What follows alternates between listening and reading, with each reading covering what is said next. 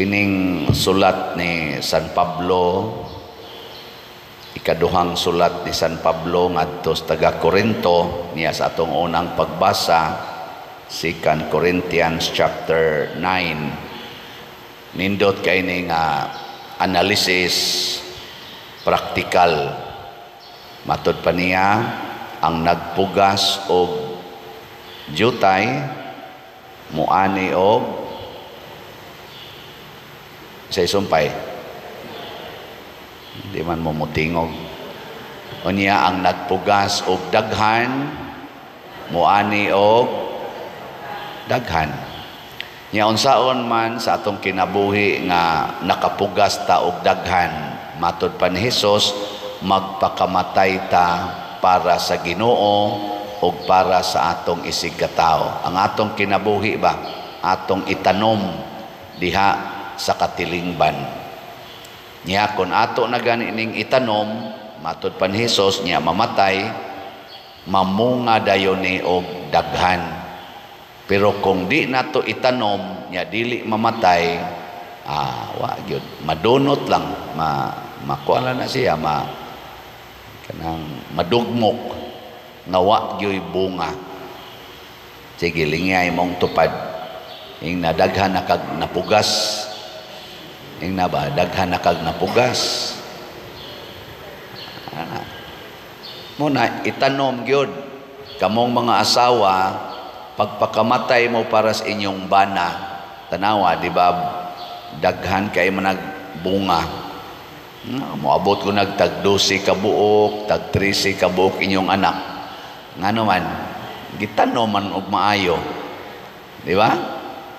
Pero magsige na mo reklamo, sige nga reklamo, palaaway kay tanan, niya di na gusto nga manganak, kay hasol ang pagpanganak, magsige nagpalaygit, sige nagpills, sige nag-abortion, sa panang uban diha, kondom, withdrawal, sagunsa na lagi pangbuhat, kana, patay gid mo diha, magkaga gina inyong naong. Nga naman, kay ang Ginoo, matod pang San Pablo, muhatag kay mahinatagon kay siya, muhatag siyag sobra pa sa atong gikinahanglan basta kita mahinatagon. Kani di ang pagpugas og daghan, mao din ni gipasabot ni San Pablo ang pagpanghatag og daghan. Niya ang pagpugas og jutay, mao di ay ang pagpanghatag og jutay. Pila may daghan, usa ka slat o napo ka slats. Hay may daghan ana. Kusga.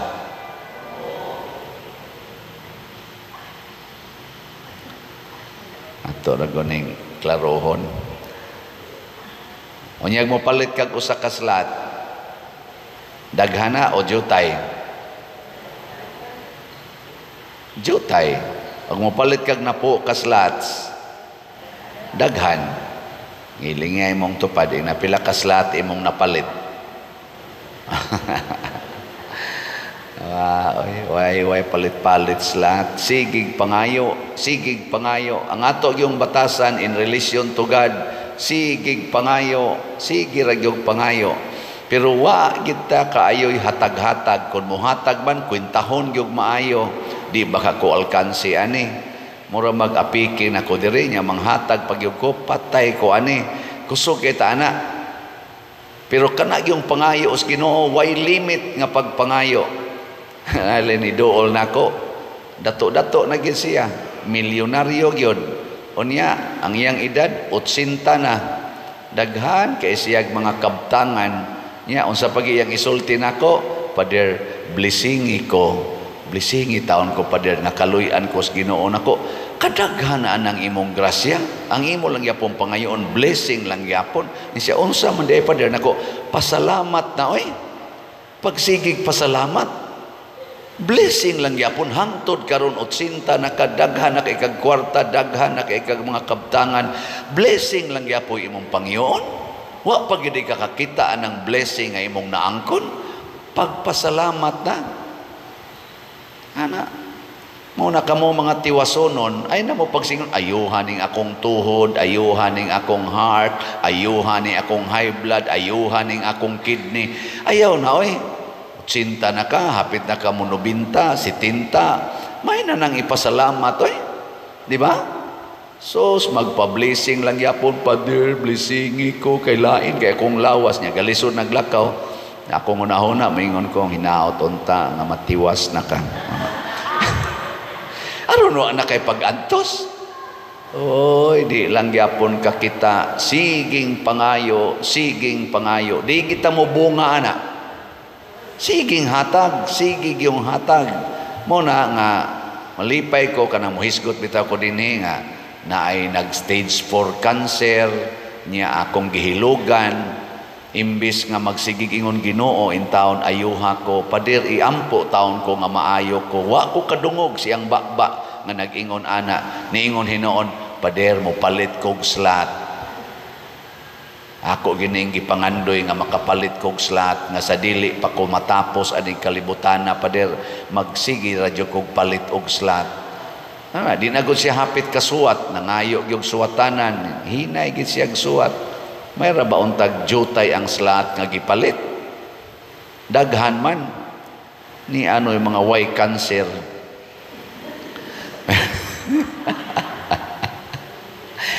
Ito yung jutay paliton nga slat. Oh, ana. Ingka Pader ba sige lang kag hisgot og slat. Kani slat-slat pa lang ni. Pero unsa may epekto niini sa kinabuhi sa mamalit og slots, mahimo sa kang source of blessings to others. Ang imong kinabuhi mahimong kalipay sa isig katao. Kada ninyo palit og slot, malipay kita dinhi sa simbahan. Dili lang ang kitang ako nagduma sa simbahan o kitang mga parishioners, kung dili ang Ginoo nga mao gyud ang nagtukod og alima sa simbahan, malipay kay siya ni ana. Niya kay malipay naman ang Ginoo, malipay man ang simbahan. Matod pa diri sa atong unang pagbasa, ang Ginoo mohatag og daghang butang kanimo, sobra pagyod sa imong gikinahanglan alang sa mga maayong buhat. Kay kani manggong maayong buhat, mao manggod ni ang makalipay gyud nato. Pagbuhat og dautan, wa na jud kay kalipay. Karon ay gubot kay ang atong social media tungod aning ni ang siging isyo sa atong mga leader sa nasod tungod aning mga drugas. Grabe, naana sila sa pedestal of success. Pero unsa may ilang gibuhat, siging dinautay, tinuod ba na og di tinuod, siging hisgot anang drugas, gisayunan ka ana ngang nagdahas atong nasod nga mo na drugas. Ako di man lang sa kumutuo ana, di lang sa kumuingon nga sayop na nga kanang gipang akyos, di sa kumuingon tinuod nga naman naaman tay korte, naaman tay husgado nga mo tino kung tinuod ba na o dili. Pero unsa may mga timailhan sa tao nga naay bisyo. Sa ato lang na ba? Sa ato lang bang natural? Wao sa hiring-hiring. Wao sa nang kuan judgment. Kaya sa isan, matwist man sa nang judgment. Unsay timailhan sa tao nga naay bisyo, labi na ng drugas. Ako na naman dyan ko experience na daghan ka istanan. Kay naam sa ko'y daghang mga adik nga ako, mga suod sa kinabuhi. Unsa may timaan? O amo kay bao? Mga naong ninyo, kadaghanan ng sa mga adik sa inyong pamilya o sa inyong kaliwat. Mauni ang una, timaan.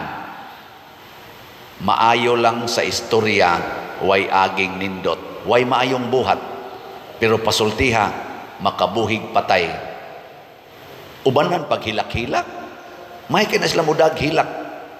Kabantay mo na? Pero wa gyoy agi nga nindot. Kita din simbahan kadaghan ta naigo ana.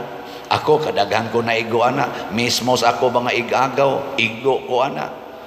Maigyo kay mo tabi, murag makabuhig patay, pero wa gyud maayong buhat. Amo na una. Ikaduha, particular kay kwarta. Sige gyud pangitag kwarta, kusog kay mga yung kwarta. Imong patrabahoon, siging kas advance, siging kas advance. Kwarta gyud, kwarta. Hilig yung kwarta.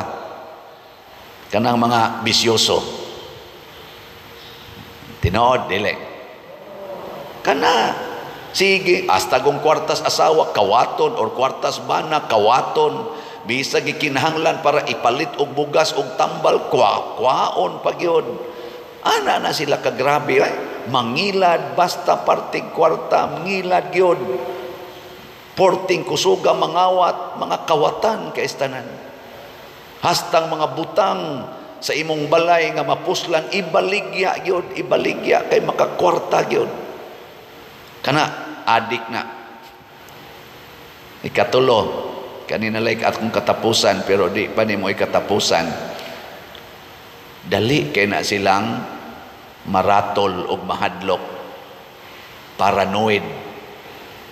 Muna ang ilang kahadlok og ang ilang karatol, ilan ang himuon pinaagis kasuko. Dali kay na sila masuko, kasukan yung kab, kalagutan yung kab. Nganuan, aron di na ka magsigig atake nila. Hadlokon ka, hulgaon ka, sigasigahan ka sa mata, iharas ka. Aron lang yun din aka musulti o bati ngadto nila. Kay hadlok man kay na sila istoryahag bati. Paranoid. Ana. Nya, unsa may gusto ni Kristo nga atong buhaton aning mga tawhana. Ingos Kristo, higugmaa sila pagpakamatay para kanila. O mo na namatyan ni Jesus, mo sa na namatyan ni San Lorenzo o sa ato mga martyrs, kadto mga tao nga bisyoso, babairo, inom, sugal, kadtong mga tawhana, doon natin sige sila drugas atong una, maotoy ni patay ni Jesus og sa mga santos. Kaya nga naman ang mga santos nagsultis kamatuoran, nagdili kanila sa mga bisyo. Maubitaw si San Juan nga magbubunyag, nag-ingaw ni Herodes nga adik kay babae, hastang iyang asawa siyang igsuon, iyang gikabit, giingnan siyang di na maayo, porting sukuang Herodes, giputlan gisliog si Juan. Lingay mong tupad, ina adik ka. Ina ko no, na adik ka. Ang nindot unta, maadik ta sa paghigugma sa atong isig katao. Maadik ta sa pagpanghatag o kaayuhan sa atong isig katao. Maadik ta sa pagampo. Kana bang dili na ta pwedeng matug kung dili makaampo, labi na gid sa santos nga rosaryo. Maadik unta ta sa pagpasaylo sa mga makasasala. Maadik unta ta sa pagsigig limpyo aning ato mga sala pinaagis pagkumpisal. Ug labaw tanan, maadik unta mo sa pagpalit og slat. Di ba? Mao na ni Roy atong update sa slat. Ang atong San Vicente Ferrer's Daily Abundant Graces is BF Dag para sa kumbinto ni nato. Ang kumbinto nato ni barog na ha, gamay na lagkuwang para mo operate ang elevator, pero ang ato dihang dako pang buluhaton ang pagbayad o ang mo determine pilay bayronon more or less kining atong nahibilin nga slots. So ang atong halin niabot nag 33,212 ka slots, na apay 26,788 ka slots nga available, tag 500 pesos per slot. Nya naasad ni siya 16 slot challenge nga tag 8,000 per challenge, nakadawat na sa tag 160. Atong pakpakan ang namalit ni ini. Praise the Lord. Ang ato sang Kapilinya di Fatima, atong special slots, Mother Mary's Healing and Deliverance or MMHD, nahalina na sa taog 5,464 ka slots, 4,521 ang atong halin dinis parokya, nya 943 ang halin dito sa Capilinia, dito sa San Remigio.